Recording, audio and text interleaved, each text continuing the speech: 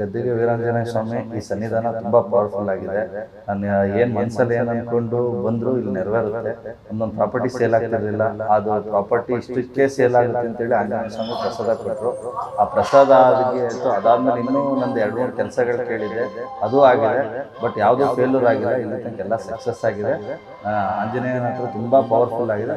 ಸಂಪೂರ್ಣವಾಗಿ ಅವಿಚ್ಛಿನ್ನ ಭಕ್ತಿಯನ್ನು ಇಟ್ಕೊಂಡು ಬಂದವರು ಸ್ವಾಮಿಯವ್ರ ಮುಂದೆ, ನೋಡಪ್ಪ ನನ್ನ ಸಮಸ್ಯೆ ಹೇಗಿದೆ, ನೀನು ನಂಬಿದ್ದೀನಿ, ನಾನು ಒಂದು ದಾರಿ ತೋರಿಸ್ಬೇಕು ಅಂತ ಹೇಳಿ ಪ್ರಸಾದ ಕೇಳಿದ್ದೆ. ಆದರೆ ಖಂಡಿತ ಸ್ವಾಮಿಯವರು ನಿಮ್ಮ ಪ್ರಶ್ನೆಗೆ ಸರಿಯಾದ ಉತ್ತರವನ್ನು ಕೊಡ್ತಾರೆ. ಆ ಉತ್ತರಕ್ಕೆ ತಕ್ಕ ಹಾಗೆ ಕೆಲಸವನ್ನು ಸಹ ನಡೆಸ್ತಾರೆ.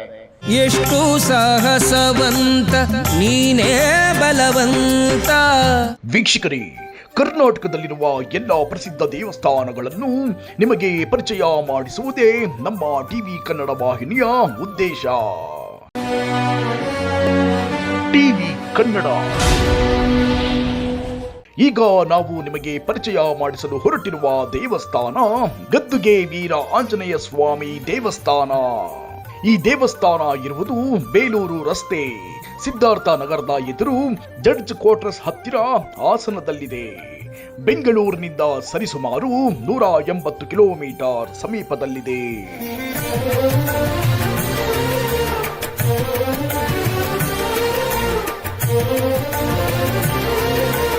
ನಮಸ್ತೆ ಎಲ್ಲನ ವೀಕ್ಷಕರಿಗೆ ನಿಮ್ಮ ಪಂಡಿತ್ ಕಾರ್ತಿಕ್ ಡಿಆರ್ ನಮಸ್ಕಾರಗಳು. ಗದ್ದುಗೆ ವೀರಾಂಜನೇಯ ಸ್ವಾಮಿ ದೇವಸ್ಥಾನ, ಹಾಸನ ಜಿಲ್ಲೆ, ಹಾಸನ ತಾಲೂಕು. ಇವತ್ತು ಬಹಳ ವಿಶೇಷವಾದಂತಹ ಹೂವಿನ ಪ್ರಸಾದ ಅಥವಾ ಅಪ್ಪಣೆ, ಆಜ್ಞೆ ಅನ್ನೋದನ್ನು ಯಾವ ಥರ ಕ್ಷೇತ್ರದಲ್ಲಿ ನಡೀತಾ ಇದೆ, ಹೂವಿನ ಪ್ರಸಾದದ ಒಂದು ಮಹಿಮೆ ಹೇಗಿದೆ, ಸ್ವಾಮಿಯವರ ಮಹಿಮೆ ಹೇಗಿದೆ ಅನ್ನೋದನ್ನು ನೋಡ್ತಾ ಹೋಗ್ಬೋದು. ಹೂ ಪ್ರಸಾದ ಅನ್ನುವಂಥದ್ದು ಈ ಕ್ಷೇತ್ರದಲ್ಲಿ ಬಹಳ ಹಿಂದಿನಿಂದ ನಡೆದುಕೊಂಡು ಬಂದಿರುವಂಥದ್ದು. ಪ್ರಸಾದವನ್ನು ಕೇಳುವ ವಿಧಾನವೇ ಒಂದು ವಿಶೇಷವಾಗಿ ಬರುವಂತಹ ಭಕ್ತಾದಿಗಳು ಸ್ವಾಮಿಯವರಿಂದ ಪ್ರಸಾದವನ್ನು ಪಡೆದು ಕೆಲಸ ಕಾರ್ಯಗಳಲ್ಲಿ ತಮ್ಮ ಕೆಲಸ ಕಾರ್ಯಗಳನ್ನು ಉದ್ಯುಕ್ತಗೊಳ್ಳುವಂತಹ ಮಹಾಕ್ಷೇತ್ರವಾಗಿ, ಬರುವಂತಹ ಭಕ್ತರಿಗೆ ಇಷ್ಟಾರ್ಥವನ್ನು ನೆರವೇರಿಸುವಂತಹ ಸುಕ್ಷೇತ್ರವಾಗಿ, ಬರುವಂತಹ ಭಕ್ತರನ್ನು ಉದ್ಧಾರ ಮಾಡಲಿಕ್ಕೋಸ್ಕರವಾಗಿ ಪರಮಾತ್ಮ ಶ್ರೀ ವೀರಾಂಜನೇಯ ಸ್ವಾಮಿ ನಡೆಸಿದ್ದಾರೆ.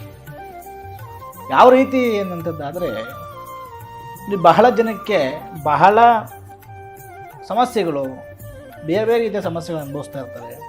ಅದು ಏನು ಮಾಡಬೇಕು, ಮಾಡಬಾರ್ದು, ಯಾವುದನ್ನು ನಡೆಸಬೇಕು, ನಡೆಸಬಾರ್ದು, ಇದನ್ನೆಲ್ಲ ಅನುಭವಿಸ್ತಾ ಇರ್ತಾರೆ.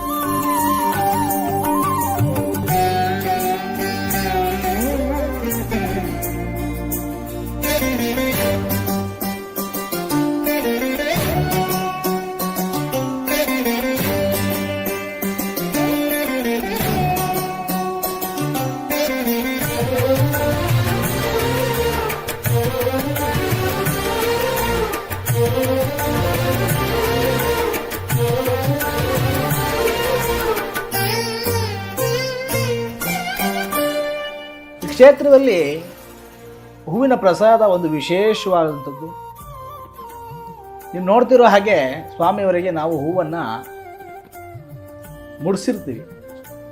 ಬೇರೆ ಬೇರೆ ಕಡೆ ಎಲ್ಲ ಹೇಗೆ ಅಂತಂದರೆ ಹಾರಗಳು ಬೀಳುವಂಥದ್ದು ಇರ್ಬೋದು, ಅಥವಾ ಮಾಲೆಗಳು ಬೀಳುವಂಥದ್ದು ಇರ್ಬೋದು, ಎಲ್ಲವೂ ಇದ್ದಾವೆ.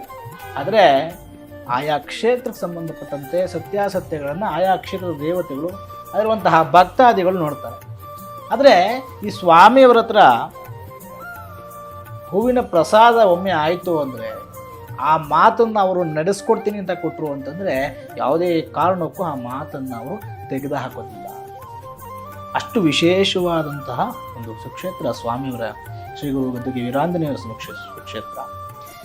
ಇಲ್ಲಿ ಹೂವಿನ ಪ್ರಸಾದವನ್ನು ಕೇಳುವ ವಿಧಾನ, ಸ್ವಾಮಿಯವರ ನೇರವಾಗಿ ಬಂದು ಭಕ್ತರು ತಮ್ಮ ಇಷ್ಟಾರ್ಥಗಳನ್ನು ಮನಸ್ಸಿನಲ್ಲಿ ಇಟ್ಕೊಂಡು ಸದ್ಭಕ್ತಿಯಿಂದ ನೋಡೋಣ, ಮಾಡೋಣ ಅಥವಾ ಇನ್ನೊಂದು ಮತ್ತೊಂದು ಅನ್ನೋಂಥವರು ದಯವಿಟ್ಟು ಈ ಕ್ಷೇತ್ರಕ್ಕೆ ದರ್ಶನ ಮಾಡಲಿಕ್ಕೆ ಬಂದಿರೋ ತೊಂದರೆ ಇಲ್ಲ. ಸಂಪೂರ್ಣವಾಗಿ ಅವಿಚ್ಛಿನ್ನ ಭಕ್ತಿಯನ್ನು ಇಟ್ಕೊಂಡು ಬಂದವರು ಸ್ವಾಮಿಯವ್ರ ಮುಂದೆ, ನೋಡಪ್ಪ ನನ್ನ ಸಮಸ್ಯೆ ಹೇಗಿದೆ, ನೀನು ನಂಬಿದ್ದೀನಿ, ನಾನು ಒಂದು ದಾರಿ ತೋರಿಸ್ಬೇಕು ಅಂತ ಹೇಳಿ ನೀವು ಪ್ರಸಾದ ಕೇಳಿದ್ದೆ. ಆದರೆ ಖಂಡಿತ ಸ್ವಾಮಿಯವರು ನಿಮ್ಮ ಪ್ರಶ್ನೆಗೆ ಸರಿಯಾದ ಉತ್ತರವನ್ನು ಕೊಡ್ತಾರೆ. ಆ ಉತ್ತರಕ್ಕೆ ತಕ್ಕ ಹಾಗೆ ಕೆಲಸವನ್ನು ಸಹ ನಡೆಸ್ತಾರೆ.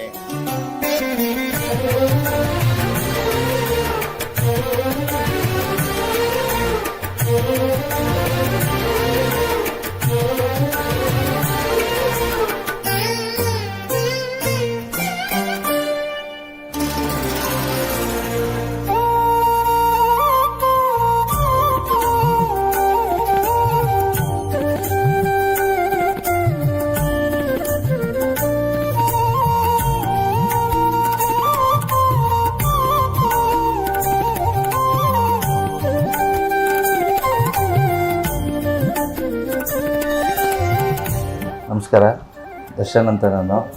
ನಾನು ಇಲ್ಲಿ ಸುಮಾರು 4 ವರ್ಷದಿಂದ ಬರ್ತಾಯಿದ್ದೀನಿ. ನನಗೆ ನನ್ನ ಫ್ರೆಂಡು ಇಲ್ಲಿ ಕರ್ಕೊಬಂದು ತೋರಿಸು, ಬರೀ ಅಲ್ಲಿ ಇಲ್ಲಿ ಪ್ರಾಬ್ಲಮ್ ಆಗ್ತಾಯಿತ್ತು ಅಂತ ನನ್ನ ಫ್ರೆಂಡ್ ಕರ್ಕೊಬಂದು ಇಲ್ಲಿ ತೋರಿಸಿದ್ರು. ಇಲ್ಲಿಗೆ ಬಂದಮೇಲೆ ನಮ್ಮ ಪ್ರಾಪರ್ಟಿ ಒಂದು ಸೇಲ್ ಆಗ್ತಾ ಇರಲಿಲ್ಲ. ನಾವು ಬೇರೆ ಕಡೆ ಇನ್ವೆಸ್ಟ್ಮೆಂಟ್ ಮಾಡಬೇಕಾಗಿತ್ತು, ಆಗ್ತಾನೇ ಇರಲಿಲ್ಲ. ಸೊ ಇಲ್ಲಿಗೆ ಬಂದು ಪ್ರಶ್ನೆ ಹಾಕಿಸಿದಾಗ ಆಂಜನೇಯ ಸ್ವಾಮಿ ಪ್ರಸಾದ ಆಯಿತು. ಅಲ್ಲಿಂದ ಸ್ವಾಮಿಗಳ ಹತ್ರ ಬಂದು ಪ್ರಶ್ನೆ ಹಾಕಿಸಿದಾಗ ನಿಮ್ಮ ಪ್ರಾಪರ್ಟಿ ಸೇಲ್ ಆಗುತ್ತೆ, ಇಷ್ಟೇ ಅಮೌಂಟಿಗೆ ಸೇಲ್ ಆಗುತ್ತೆ ಅಂತ ಹೇಳಿದರು. ಅದಾಗಿ 3 ದಿನಕ್ಕೆ ಅವರು ಪ್ರಾಪರ್ಟಿ ಬಂದು ಅಗ್ರಿಮೆಂಟ್ ಮಾಡ್ಕೊಂಡ್ರು. ಅಷ್ಟೇ ಅಮೌಂಟಿಗೆ ಪ್ರಾಪರ್ಟಿ ಅಗ್ರಿಮೆಂಟ್ ಮಾಡ್ಕೊಂಡ್ರು.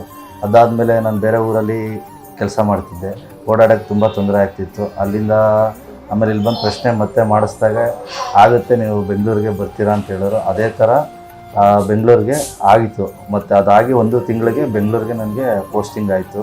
ಇಲ್ಲಿ ಸುಮಾರು ಕಡೆ ಓಡಾಡಿ ಎಲ್ಲ ಕಡೆ ಪ್ರಶ್ನೆ ಕೇಳಿ ಮಾಡಿ ಎಲ್ಲ ಆಗಿದೆ.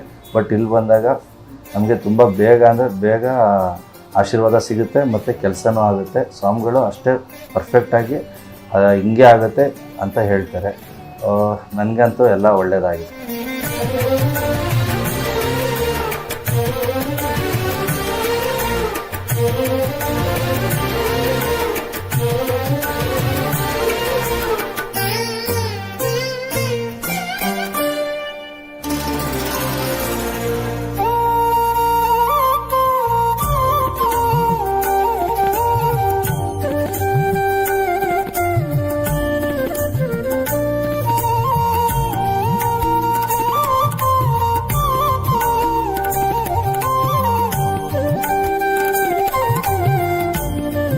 ಇಲ್ಲೆಲ್ಲವೂ ಸಹ ನಾವು ತುಂಬ ಸಾರಿ ಹೇಳೋದೇನು ಅಂತಂದರೆ, ಇಲ್ಲಿ ಏನೂ ಇರೋದಿಲ್ಲ. ಪ್ರತಿಯೊಂದನ್ನು ಸ್ವಾಮಿಯವರೇ ಹೇಳಬೇಕು, ಪ್ರತಿಯೊಂದನ್ನು ಸ್ವಾಮಿಯವರೇ ಕೇಳಬೇಕು. ಇಲ್ಲಿ ನಾವೇನೇ ಪರಿಹಾರ ಹೇಳಿದ್ರು, ಯಾವುದೇ ಪರಿಹಾರಗಳನ್ನು ಸೂಚಿಸಿದ್ರು ಸಹ ಕೊನೆಯ ಒಂದು ತೀರ್ಮಾನ ಸ್ವಾಮಿಯವರದೇ ಆಗಿರುತ್ತೆ. ಅವರು ಪ್ರಸಾದ ಮೂಲಕವಾಗಿ ಈ ಸಮಸ್ಯೆಗೆ ಇಂಥ ಈ ಪರಿಹಾರ ಮಾಡಿಸಿದ್ರೆ ನಿನ್ನ ಸಮಸ್ಯೆ ಪರಿಹಾರ ಆಗುತ್ತೆ ಅಂತ ಅವರು ಆಜ್ಞೆ ಕೊಟ್ಟರೆ ಮಾತ್ರ ಆ ಪರಿಹಾರಗಳನ್ನು ಇಲ್ಲಿ ನಡೆಸುವಂಥದ್ದು. ಅದೇ ರೀತಿಯಾಗಿ ಬಂದಂತಹ ಭಕ್ತರು ಸ್ವಾಮಿಯವರ ಪ್ರಸಾದವನ್ನು ಕೇಳೋ ವಿಧಾನ, ಸ್ವಾಮಿ ಮುಂದೆ ಸದ್ಭಕ್ತಿಯಿಂದ ಕೂತ್ಕೊಳ್ಳುವಂಥವರಾಗಿ ಸ್ವಾಮಿಯವರ ಶ್ರದ್ಧಾಭಕ್ತಿಯಿಂದ ಅವಿಚ್ಛಿನ್ನವಾದ ನಂಬಿಕೆಯನ್ನಿಟ್ಟು ಸ್ವಾಮಿಯವರು ಪ್ರಾರ್ಥನೆ ಮಾಡಬೇಕು. ನೋಡಪ್ಪ, ನಾನು ಇಂಥ ಕೆಲಸ ಇದೆ, ಈ ಕೆಲಸ ಆಗತ್ತೆ, ನಡೆಸ್ಕೊಡ್ತೀನಿ, ಮದುವೆ, ಮನೆ, ಜಾಗ, ಉದ್ಯೋಗ,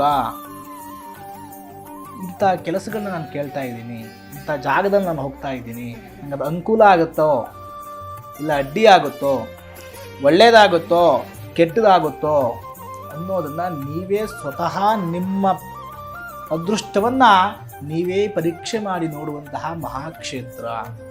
ನಿಮಗೆ ಬೇಕಾದ ಪ್ರಶ್ನೆಯನ್ನು ಸ್ವಾಮಿಯವರ ಮುಂದೆ ಕೇಳಬಹುದು. ಪ್ರಶ್ನೆ ಕೇಳುವುದು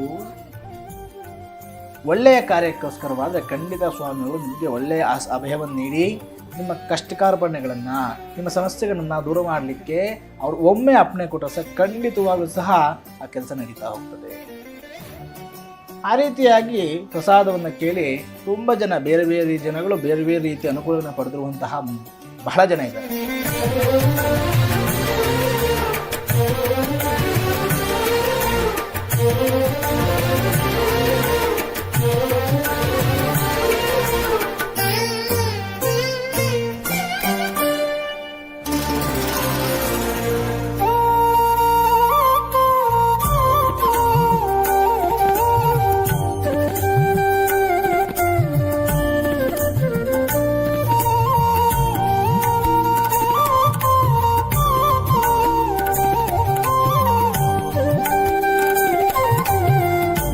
ನಾನು ಅಲ್ಲಿಂದ ಬಂದು ಪ್ರಸಾದ ಕೇಳಿದೆ, ಬಲ್ದೆ ಸೈಡ್ ಸೇಲ್ ಆಗುತ್ತೋ ಇಲ್ವೋ, ನನ್ನ ಕೆಲಸ ಆಗುತ್ತೋ ಇಲ್ವೋ ಅಂತ. ಹಾಗೆ ಫಸ್ಟ್ ಟೈಮಿಗೆ ಆಗಲೇ ತಕ್ಷಣವೇ ಪ್ರಸಾದ ಆಯಿತು. ಅದಾಗಿ ನಾನು ಇನ್ನೊಂದು ಕೆಲಸಕ್ಕೆ ಬಂದೆ, ನನಗೆ ಆಗಲೇಬೇಕು, ನನಗೆ ಇದು ಕೊಡಲೇಬೇಕು ಅಂತ ಹೇಳಿದೆ. ಒಂದು 5 ರಿಂದ 10 ನಿಮಿಷ ಕಾಯಿಸಿ ಪ್ರಸಾದ ಆಯಿತು. ಆವಾಗ ಸ್ವಲ್ಪ ಲೇಟ್ ಆಗುತ್ತೆ, ನಿಧಾನ ಆಗುತ್ತೆ ಅಂದರು. ಅದಾಗಿ ಕರೆಕ್ಟಾಗಿ 1 ತಿಂಗಳಾಯಿತು. ಅದಾದ ತಕ್ಷಣ ನನಗೆ ಅಪಾಯಿಂಟ್ಮೆಂಟ್ ಆರ್ಡ್ರೂ ಬಂತು, ಕೆಲಸನೂ ಆಯಿತು. ನಮ್ಮ ಫ್ರೆಂಡು ಇಲ್ಲಿಗೆ ಬಂದಿದ್ದು ಒಂದು ಸಾರ್ಥಕ ಆಯಿತು ನಮಗೆ. ಇಲ್ಲಿ ಗುರುಗಳು ಬೇರೆ ನಾನು ಎಲ್ಲೆಲ್ಲ ಓಡಾಡಿದ್ದೀನಿ, ಎಲ್ಲ ಕೇಳಿದೆ ನಮ್ಮ ಸ್ನೇಹಿತರ ಜೊತೆ. ಬಟ್ ಎಲ್ಲ ಕಡೆ ದುಡ್ಡು ಅದು ಇದು ಅಂತ. ಇಲ್ಲಿ ತನಕ ಆಯಿತು, ಗುರುಗಳು ಇಷ್ಟೇ ಕೊಡಿ ಅಷ್ಟೇ ಕೊಡಿ ಅಂತಲೂ ಕೇಳಿಲ್ಲ, ಡಿಮ್ಯಾಂಡ್ ಇಲ್ಲ. ಕೆಲಸ ಆಗಲಿ ಅಂತಾರೆ ಫಸ್ಟ್ ಕೆಲಸ ಆಗಲಿ, ಆಮೇಲೆ ನೋಡೋಣ, ಆಮೇಲೆ ನೀವು ಬನ್ನಿ ಅಂತ ಹೇಳ್ತಾರೆ. ಸೊ ಹಾಗಾಗಿ ಕೆಲಸ ಆಗಿ ಅದಾದಮೇಲೆ ಬಂದು ಗುರುಗಳು ಭೇಟಿ ಮಾಡಿ ಬರ್ತೀನಿ. ನಾನು ಬರ್ತಾ ಇರ್ತೀನಿ, ಹಾಸನಿಗೆ ಬಂದಾಗ ಬಂದು ಇಲ್ಲಿ ದರ್ಶನ ಮಾಡ್ಕೊಂಡು ಹೋಗ್ತೀನಿ.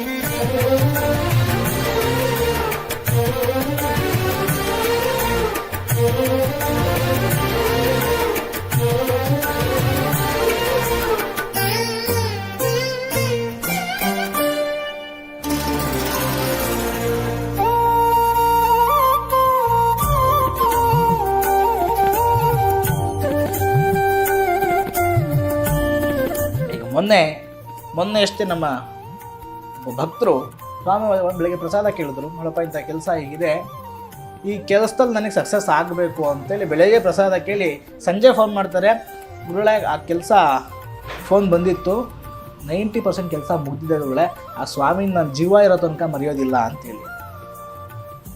ಹಾಗೆ ಸ್ವಾಮಿಯವರು ಒಮ್ಮೆ ಏನಾದರೂ ನಿಮ್ಮ ಕೆಲಸಕ್ಕೆ ಅವರು ಆಯಿತು ಅಥವಾ ಸರಿ ಅಂತೇಳಿ ಅಪ್ಪಣೆ ಕೊಟ್ಟರು ಅಂತಂದರೆ ಖಂಡಿತ ಆ ಕೆಲಸ ಸಂಪೂರ್ಣ ಮುಗಿಯುತ್ತೆ. ಆದರೆ ಕೇಳುವ ಪ್ರಶ್ನೆ ಸರಿಯಾಗಿ ಕೇಳಬೇಕು. ಕೇಳುವ ಪ್ರಶ್ನೆ ಸರಿಯಾಗಿದ್ದರೆ ಬರುವಂಥ ಉತ್ತರ ಆಗುವಂಥ ಕೆಲಸ ಅಷ್ಟೇ ಸರಿಯಾಗಿರುತ್ತೆ. ಇಲ್ಲಿ ಯಾವ ರೀತಿಯ ಮೋಸ, ಅಪಚಾರ, ಅಪವಂಚನೆ ಯಾವುದೂ ಇರೋದಿಲ್ಲ. ಇಲ್ಲಿ ನೀವು ಬಂದರೆ ಸ್ವಾಮಿಯವರ ಪ್ರಾರ್ಥನೆ ಮಾಡ್ತೀರಿ, ಸ್ವಾಮಿಯವರದ್ದು ಹೇಳಿದಂಥ ನಿಯಮವನ್ನು ಪಾಲಿಸ್ತೀರಿ, ಅಷ್ಟೇ ಆಗಿರುತ್ತೆ ಹೊರತು ಬೇರೆ ಯಾವುದೇ ರೀತಿಯಾದ ಬೇರೆ ಅನುಚಿತ ಕೆಲಸಗಳನ್ನು ನಡೆಸಲಿಕ್ಕೆ ಆಗೋದಿಲ್ಲ. ಆ ರೀತಿಯಾಗಿ ಇಲ್ಲಿ ಸ್ವಾಮಿಯವರು ಭಕ್ತರ ಅಭಿಷ್ಟವನ್ನು ನಡೆಸಲಿಕ್ಕೋಸ್ಕರವಾಗಿ ಗದ್ದುಗೆ ವೀರಾಂಜನೇಯ ಸ್ವಾಮಿಯವರು ಮಹಾಕ್ಷೇತ್ರವಾದ ಕ್ಷೇತ್ರವನ್ನು ನೆಲೆಸಿ ಬರುವಂತಹ ಭಕ್ತರನ್ನು ಸದುತ್ತಾ ಇದ್ದಾರೆ. ಯಾವ ರೀತಿ ಅಂತಂದರೆ, ಕೆಲವು ಭಕ್ತರು ಹೂವು ಪ್ರಸಾದ ಕೇಳಬೇಕಾದ್ರೆ ಇಂಥ ಜಾಗದಲ್ಲೇ ಪ್ರಸಾದ ಬೇಕು, ನಿಮ್ಮ ಹಸ್ತಭಾಗದಲ್ಲೇ ಕೊಡಬೇಕು, ನಿಮ್ಮ ಎದೆ ಭಾಗದಲ್ಲೇ ಕೊಡಬೇಕು, ಅಥವಾ ನಿಮ್ಮ ಬಲಗಾಲಿನಲ್ಲೇ ಕೊಡಬೇಕು ಅಂತ ಕೇಳಿದ್ದೂ ಉಂಟು. ಅಂಥವ್ರಿಗೂ ಸಹ ಸ್ವಲ್ಪ ಕಾಲ ಸಮಯ ತಗೊಂಡು ಕೊಡ್ತಾರೆ. ನೀವು ಕೇಳಿದಂಥ ಪ್ರಶ್ನೆ ಎಷ್ಟು ಸಮಂಜಸವಾಗಿರುತ್ತೆ ಅನ್ನೋದು ಅವ್ರು ಕೊಡುವಂಥ ಉತ್ತರ ಅದರ ಮೇಲೆ ನಿಂತಿರುತ್ತೆ. ಹಾಗಾಗಿ ಬರುವಂಥ ಸದ್ಭಕ್ತರು ಎಲ್ಲರೂ ಸಹ ನಿಮ್ಮ ಸಮಸ್ಯೆಗಳನ್ನು ಅಥವಾ ನಿಮ್ಮ ಕಾರ್ಯಗಳನ್ನು ಸ್ವಾಮಿಯವ್ರ ಮುಂದೆ ಇಟ್ಕೊಂಡು ಅದಕ್ಕೆ ಬೇಕಾದಂಥ ಪರಿಹಾರಗಳನ್ನು ತಗೊಳ್ಳಿ ಅಂತ ಹೇಳ್ತಾ ಇದ್ದೀನಿ. ನಮಸ್ಕಾರ.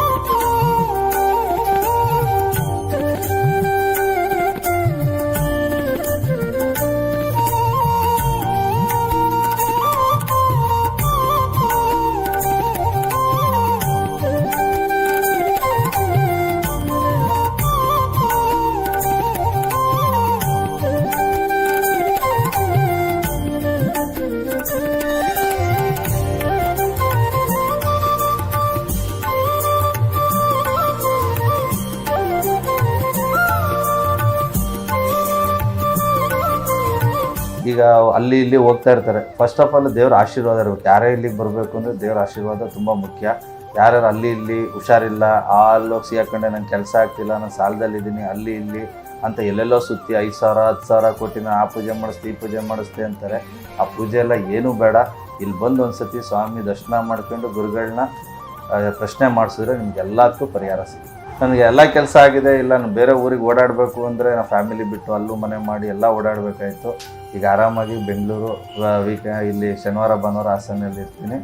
ಸೋಮವಾರದಿಂದ ಕೆಲಸ ಐದೇನು, ಬಟ್ ನನಗೆ ಕೆಲಸ ತುಂಬ ಬೇಗ ಆಗಿದೆ. ನಾನು ಕೇಳ್ಕೊಂಡಂಗೆ ಸ್ವಾಮಿ ಪ್ರಸಾದ ಕೊಟ್ಟು ಕೆಲಸಗಳಾಗ್ತಾಯಿದ್ದೀನಿ.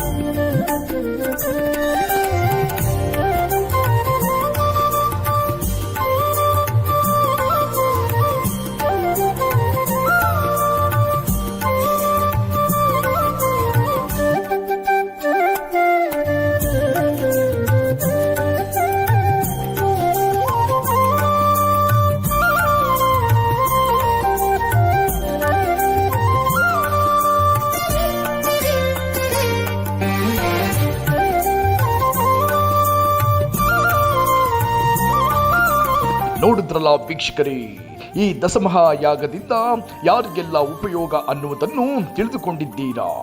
ಹಾಗಾದರೆ ನೀವು ಕೂಡ ಒಮ್ಮೆ ಈ ದಶಮಹಾಯಾಗದಲ್ಲಿ ಪಾಲ್ಗೊಂಡು ನಿಮ್ಮ ಸಮಸ್ಯೆಗಳನ್ನು ಪರಿಹಾರ ಮಾಡಿಕೊಳ್ಳಿ. ಧನ್ಯವಾದಗಳು.